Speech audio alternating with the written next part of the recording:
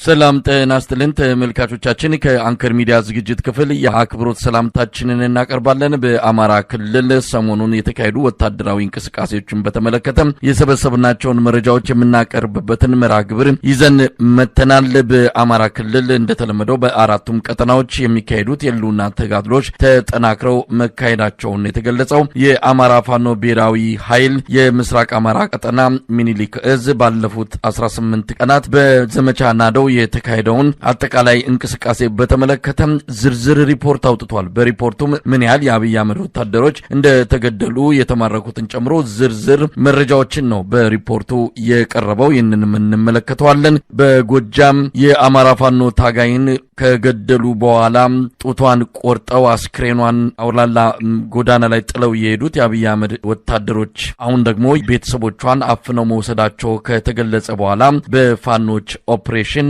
ወላጆቿን ማስለቀቅ መቻላቸውን ነው የተመለከተው። በዚህ ጉዳይ ላይም ያለውን መረጃ እናገኛለን። ሌሎች ጉዳዮችንም በመረጃ ደረጃ ይዞ የዘውትር ተሳታፊያችን መስመር ላይ እየጠበቀን ያለው እንግዲህ ከወቅታዊ የተጋድሎ እንቅስቃሴዎች እንነሳ። ምን መረጃዎች አሉ? አጠቃላይ ከወታደራዊ ኦፕሬሽኖች አንጻር ያመሰግናል። መጀመሪያ በሰሜን ወሎ እና ደቡብ ወሎ አገዛዙ ባልገመተውና ባልጠበቀው ደረጃ የፋኖ ኃይሎች በተከታታይ በወሰዱት ወታደራዊ ማጥቃት እንቅስቃሴ በአብይ አህመድ ጥምር ጦር ላይ በጣም ከበድ ያለ አከርካሪውን የሰበረ እርምጃ መውሰዳቸው ይታወሳል። የፋኖ ኃይሎች ደግሞ የሉም፣ ተበትነዋል። መስማማት ተስኗቸው እርስ በርሳቸው እየተዋጉ ስለሆነ መጥፊያቸው ቅርብ ነው ሲባሉ የነበሩ ቢሆንም በወሰዱት ጠንካራ ወታደራዊ እርምጃ አቅማቸውን በደንብ ያሳዩበት፣ ባደረጉት ውጊያም የስርዓቱን አፈቀላጤዎች ዝም እና ጭጭ ያስባሉበት ሁኔታ ተፈጥሯል። ራሳቸውን ከአገዛዙ በነጠቁት ትጥቅ ያደራጁበት ደረጃ ላይ ደርሰዋል። ከፍ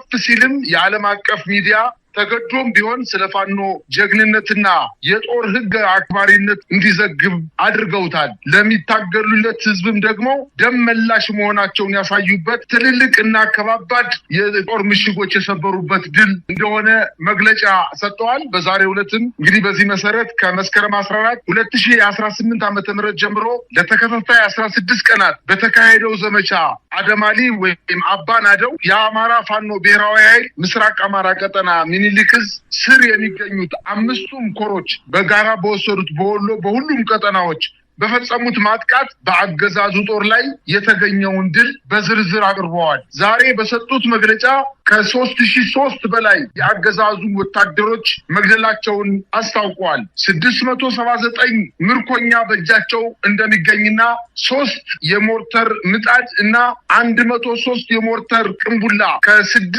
ሞርተር ጋር አብረው መማረካቸውን አስታውቋል። 33 ብሬን፣ 13 ስናይፐር በእጃቸው በጦርነቱ ጊዜ ማስገባታቸውን ገልጸዋል። ከ1343 በላይ የነፍስ ወከፍ ክላሽ መሳሪያ በእጃቸው ማርከው ይዘዋል። 8 መከላከያ መኮንኖችን ማካሮቭ ሽጉጥና 487 የእጅ ቦምቦችን ማርከዋል። 25 በመካከለኛና በርቀት መገናኛ ወታደራዊ ሬዲዮን መገናኛዎችን መማረካቸውንና 448 የክላሽ ካዝና በእጃቸው አስገብተዋል። 613 የደረትና ወገብ ትጥቆችን፣ 62479 የክላሽ ተተኳሾችን፣ 3570 የብሬን ተተኳሽ፣ 15614 የድሽቃ ተተኳሽ፣ 667 ወታደራዊ ሻንጣዎች ኦራልን ጨምሮ ከ24 በላይ ወታደራዊ ተሽከርካሪዎችን ከ40 በላይ ከተሞችን ጨምረው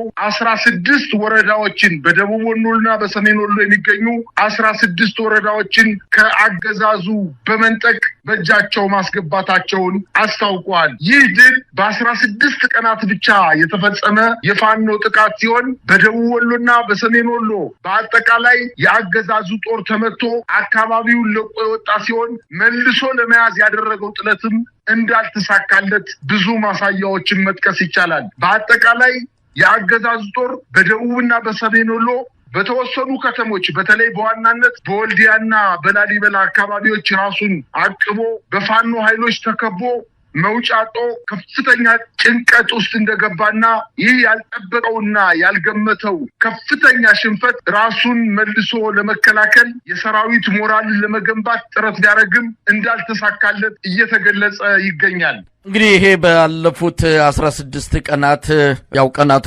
18 የሚሆንበት ጊዜ አለ። በአንዳንድ ቦታዎች ላይ ተጨማሪ ቀናትን ወስዶ ኦፕሬሽኑን ዘመቻ ባናዶን ኦፕሬሽን ለማጠናቀቅ የወሰዱት ተጨማሪ ቀናት ሊኖሩ ይችላሉ። ለማንኛውም በአጠቃላይ የተፈጸመውን ተጋድሎ በተመለከተ በዝርዝር የቀረበ ነው። ከ3000 በላይ የአገዛዙ ወታደሮች መደምሰሳቸውን ነው የሚያሳየው። ይሄ ትልቅ ኪሳራ ነው። በነገራችን ላይ ሰሞኑን ወደ አማራ ክልል በበርካታ አውቶቡሶች የተጫኑ በአብዛኛው ከኦሮሚያ ልዩ ኃይል መለዮ ቀይረው ዩኒፎርም ቀይረው የገቡ የአብይ አህመድ ወታደሮች ላይ በጉዞ ላይ ያሉ በፋኖ ኃይሎች ከፍተኛ ጥቃት እንደተሰነዘረባቸው ነው የሚነገረው። የደረሰውን ጉዳት በተመለከተ ዝርዝር መረጃ አላገኘንም። በቪዲዮ ላይም እንደሚታየው ከፍተኛ ጥቃት ነው የደረሰባቸው። እንግዲህ ምን ያህል ወታደሮች በዚህ ላይ ጉዳት ደርሶባቸዋል፣ ይህንን ወደፊት የፋኖ ኃይሎች መረጃው ካላቸው ሊያካፍሉን ይችላሉ። እንግዲህ በሌሎች አካባቢዎችስ ያለው አጠቃላይ ወታደራዊ እንቅስቃሴ ምን ይመስላል? በተለያዩ አካባቢዎች አሁንም ውጊያዎች እንደቀጠሉ ሲሆን የአማራ ፋኖና የአማራ ህዝብ ብቻ ሳይሆን መሬቱም ጋሬጣ ሆኖባቸዋል። እውነት ለመናገር የአማራ ፋኖ እያደረገ ባለው እንቅስቃሴ ራሱን በደንብ እያደራጀ የመጡትን ኃይሎች በሙሉ በሚመጡበት መንገድ እየጠበቀ ሲፈልግ በቆረጣ ሲፈልግ በመልሶ ማጥቃት ሲፈልግ ስቦ በመምታት አንዳንድ ቦታዎችም ላይ ደግሞ ሙሉ በሙሉ በማጥቃት የአብይ አህመድ አገዛዝን ሙሉ በሙሉ እያፈራረሰው ይገኛል። አሁን በዛሬው ዕለት ዛሬ ጠዋት ከጠዋቱ 11 ሰዓት የአማራ ፋኖ ብሔራዊ ኃይል ቴዎድሮስ እዝ አንደኛ ክፍለ ጦር የኮሎኔል ታደሰ ሙሉነ ብርጌድ በመራይ ከተማ ውስጥ በመግባት በከተማዋ ከንቲባ ጽሕፈት ቤት ውስጥ በመገኘት በስብሰባ ላይ በነበሩ የብልጽግና አመራሮችና በመንግስት ታጣቂዎች ላይ እርምጃ በመውሰድ አንድ አመራርን ጨምሮ ከ6 በላይ ታጣቂዎችን መግደሉና እርምጃ መውሰዳቸውን አስታውቀዋል። ከሰሞኑ የከተማዋን ወጣቶች እያፈነ ወዳልታወቀ ስፍራ እየወሰዳቸው ሲሆን በዚህ የተበሳጩት የፋኖ ኃይሎች ወደ ከተማዋ ገብተው የብልጽግና አመራሮች በከፍተኛ ወታደራዊ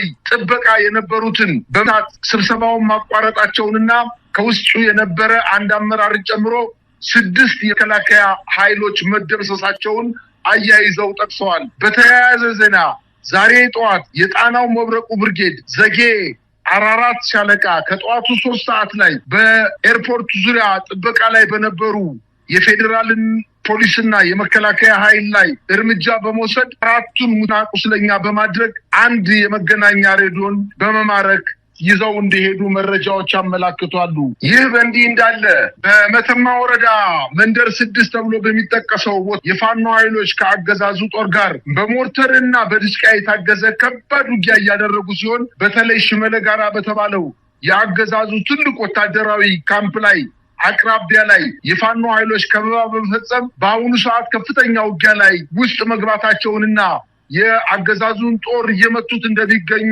ታውቋል። ይህ በመተማ አካባቢ ለበርካታ ጊዜ እየተመታ ሽመለ ጋራ የተባለውን ቁልፍና ወታደራዊ ጠቀሜታ ያለውን ተራራ ለማስለቀቅ ከፍተኛ ትንቅንቅ እያደረጉ እንደሆነና ከዚህ በፊትም ተመቶ እየሸሸ አዳዲስ ወታደሮችን እያመጣ መልሶ እየያዘ የሚገኝ ቢሆንም አሁን ግን የመተማ አካባቢ የሚንቀሳቀሰው አማራ ፋኖ ብሔራዊ ኃይል በሰነዘረው ማጥቃት በሰራዊቱ ላይ ከፍተኛ ጉዳት እያደረሰ እንደሆነ አሁን ማምሻውን የደረሰን መረጃ ያመላክታል። በሌላ አቅጣጫ በአዲስ ቅዳም ከተማ 9 የአገዛዙ ጦር ከነሙሉ ትጥቃቸው በአቅራቢያው ለሚገኙ የፋኖ ኃይሎች እጃቸውን መስጠታቸውን ታውቋል። የሚኒሻ ኃይሉም እንዲሁ እየፈረሰ እንደሚገኝ እየተነገረ ሲሆን በተለይ በተለያዩ አውደ ውጊያዎች መከላከያ የራሱን ግዳጅ ቀጠና ሆን ብሎ ለሚኒሻዎችና ለልዩ ኃይሎች በመስጠት ራሱን በምሽግ ቀብሮ የፋኖ ኃይሎችን የአድማ ብተና ኃይሎችና የሚኒሻ ኃይሎች በብዛት እንዲያልቁ በማድረጉና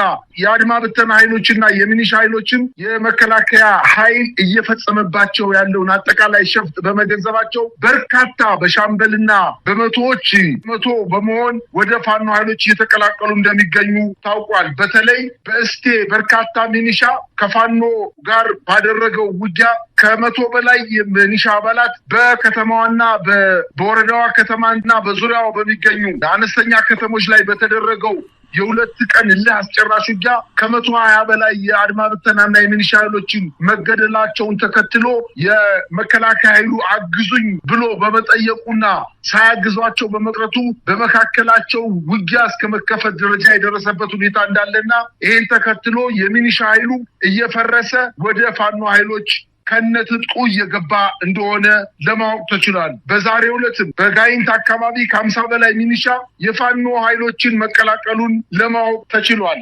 እንግዲህ ሌላው በሰሞኑ ከፍተኛ መነጋገሪያ ሆኖ የዘለቀው በተለይም በአገዛዙ በኩል የጭካኔው ተግባር ምን ያህል መረን የለቀቀና አገዛዙ ኃላፊነት የማይሰማው መሆኑን በሚያሳይ መልኩ የተፈጸሙ ድርጊቶች እንደዚሁ ኢትዮጵያንን ከዳር እስከ ዳር ማስቆጣታቸው የሚታወቅ ነው። አሁንም ኢትዮጵያን በጉዳዩ ላይ እየተነጋገሩበት ያለ ነው። ሴት ታጋዮች ላይ የፋኖ ታጋዮች ላይ ከተያዙ ወይም ከተማረኩ ከተመቱ በኋላ ጡታቸውን በመቁረጥ ሰውነታቸውን በስለት በመተልተል በአገዛዙ የሚወሰደው እርምጃ እጅግ አስነዋሪ ከመሆኑም ባሻገር በሕግ ሊያስጠይቅ እንደሚችልም የተለያዩ በዘርፉ ዙሪያ የተሰማሩ የሰብአዊ መብትና የሕግ ባለሙያዎች እየገለጹ ይገኛሉ። እንግዲህ ከነዚህ መሃል በጎጃም ማንኩሳ አካባቢ የዓለም ላይ የተወሰደው እርምጃ ብዙዎች እስካሁን ድረስ ነገሩ ለዓለም አቀፍ ፍርድ ቤት የሚሄድበትን ምክንያት እየፈለጉ ያሉ እንደሆነ ነው የሚታወቀው። የዚች ታጋይ የቀብር ስነ ስርዓትም በደመቀ ሁኔታ ፋኖችም የአካባቢው ማህበረሰብም በተገኙበት